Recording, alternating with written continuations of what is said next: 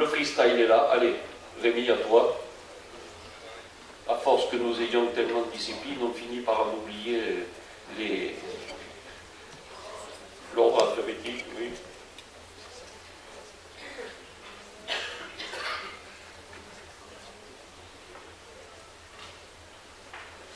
Voilà, bonjour à tous. Alors, je vais essayer de respecter les 3 minutes réglementaires. Donc, ce que j'avais à vous dire est contenu en fait dans le rapport qui vous a été remis. Donc, si vous voulez le suivre, vous prenez la dernière page du rapport et globalement, je vais essayer de commenter. Donc, on a vécu une bonne année structurante pour le freestyle. Il y a eu un certain nombre de personnes qui ont été nommées pour s'occuper des circuits, et Dieu sait si c'est important de s'occuper des circuits parce qu'on est un petit peu dans la diversité dans le freestyle, puisqu'il y a ce qui se passe dans les skateparks, mais il y a aussi ce qui se passe que vous voyez actuellement à l'écran, c'est-à-dire les courses qui ne sont pas forcément dans les skateparks, mais qui peuvent être aussi dans un gymnase ou dans un milieu urbain. Donc on a nommé un certain nombre de personnes et effectivement grâce à ces personnes, j'en citerai quelques-unes comme Priscilla Verdier qui s'occupe du circuit street et Thierry Ménard qui est ici qui s'occupe du circuit freestyle et slalom, on arrive à avoir des circuits qui tiennent la route et qui se structurent. Donc globalement, sur le circuit slalom freeride, on a eu 18 étapes nationales en 2013, ce qui est un exploit, on n'avait jamais vu ça, et 2 championnats de France séparés, un de slalom et un de freeride. Sur le circuit agressif, ce qu'on appelle agressif, c'est le street, la rampe et le bol. Ça n'a rien d'agressif, en fait, c'est un terme qui vient de l'anglais et qui veut dire que c'est un petit peu tonique. Donc, on a réussi à faire un événement qui va tout à fait dans le sens du ministère des Sports, puisque c'est un événement uniquement féminin, qui s'est appelé le Calamity Jam, et qui a consisté à faire un événement dans un skatepark à Grenoble, où on a fait venir toutes les streeteuses de France qu'on pouvait faire venir, et qui a eu un grand succès public.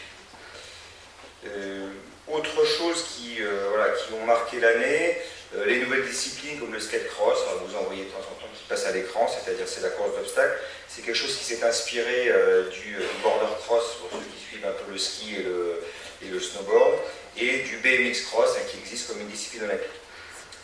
Nous avons également créé un statut de juge arbitre qui n'existait pas et qui a tout à fait sa raison d'être pour avoir un responsable unique dans l'étape de juge.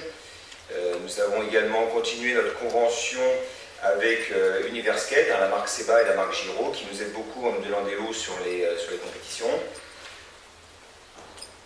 Les axes de progrès pour l'année qui vient, bien sûr, continuer le développement du circuit agressif, c'est-à-dire du circuit street, en ayant à la fois plus d'étapes et en même temps en essayant de rallier à nous les riders. On a un petit peu les mêmes problématiques que le skateboard, c'est-à-dire qu'il y a beaucoup de riders, mais en même temps pas beaucoup de licenciés aussi. On est sur un axe de progrès, mais il faut continuer à travailler dans ce sens. Aider à la structuration d'une organisation trottinette. Alors la trottinette, on en a parlé hier, c'est quelque chose qui va démarrer. Il y a un certain nombre de clubs qui ont créé leur section, il y a même des clubs de trottinettes. Petit à petit, on va rallier. Il ne faut pas brusquer les choses parce que il y a des oppositions qui se sont créées. Je vais quand même finir sur Romain Abrat parce que c'est quand même un patineur exceptionnel, donc je vous laisse quelques secondes. Et je voudrais souligner également donc, les champions que nous avons eu cette année. Donc on les a déjà cités, c'était Mathilde Monneron que vous avez vu hier, Anthony Avella qui a été champion également du monde de skate cross, Romain Lebois qui a été déjà récompensé, et je vais vous le remettre si on veut bien, voilà, qui est un slalomeur et qui passe la moitié de son temps à faire du slalom tout en poursuivant ses études. Je voudrais remercier également le personnel de la fédération qui nous aide, le DTN et son équipe, le président Boniton qui a un œil bienveillant sur notre discipline. Et puis pour terminer sur une note très positive, on est à plus 500 licenciés actuellement à date.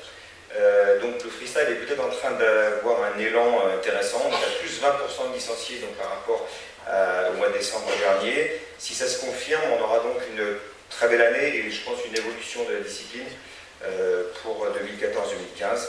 En tout cas, c'est ce que j'espère fortement. Merci de votre attention.